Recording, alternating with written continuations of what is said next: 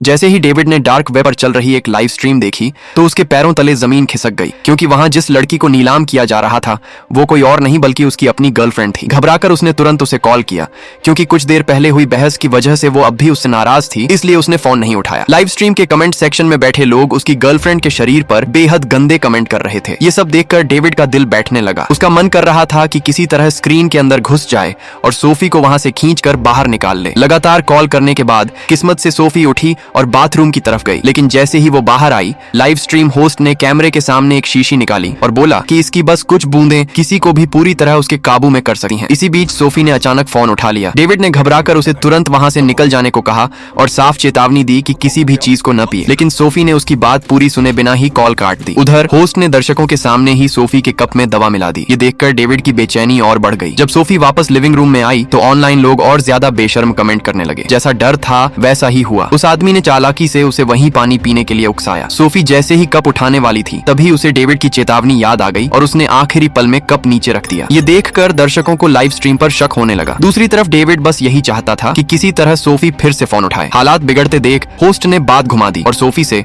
उसके आने की वजह पूछने लगा। इसी दौरान सोफी ने अपना फोन बंद कर दिया। तभी पता चला कि वो आदमी उसका सीनियर कलीग था। सोफी दरअसल डेविड के लिए नौकरी की सिफारिश मांगने आई थी। उसने तुरंत मदद का भरोसा दिलाया, जिससे सोफी का शक पूरी तरह खत्म हो गया। सोफी ने वही पानी पी लिया जिसमें नशीली दवा मिली थी और डेविड बस बेबस निगाहों से स्क्रीन देखता रह गया। इसके बाद लाइव स्ट्रीम में पैसों की बारिश शुरू हो गई और लोग अजीब अजीब मांगे करने लगे। हद से ज्यादा घबराकर डेविड ने पुलिस को कॉल करने का फैसला किया, लेकिन इससे पहले कि वह लाइव स्ट्रीम का लिंक भेज पाता, होस्ट ने हंसते हुए कहा कि ये रूम एक प्रो हैकर ने बनाया है। पुलिस भी कुछ नहीं कर सकती, क्योंकि ये लिंक सिर्फ एक बार काम करता है। जो बाहर गया वो दोबारा अंदर नहीं आ सकता। इसके बाद उसने ऐलान किया कि आगे का हिस्सा देखने के लिए 3 लाख कोरियन वॉन देने होंगे, वरना 30 सेकंड में सबको बाहर कर दिया जाएगा। समय तेजी से खत्म हो रहा था। मजबूरी में डेविड ने पेमेंट कर दी। देखते ही देखते लाइव स्ट्रीम पर 4500 लोग जुड़ गए। तभी एक यूजर जिसने 1 लाख वॉन डोनेट किए थे, उसने मांग की कि सोफी ने जिस नंबर की कॉल काटी थी उसी पर दोबारा कॉल किया जाए। दर्शकों का रोमांच बढ़ाने के लिए होस्ट ने सोफी का फोन उठाया और सबके सामने उसी नंबर पर कॉल मिला दिया और डेविड ने फोन उठा लिया।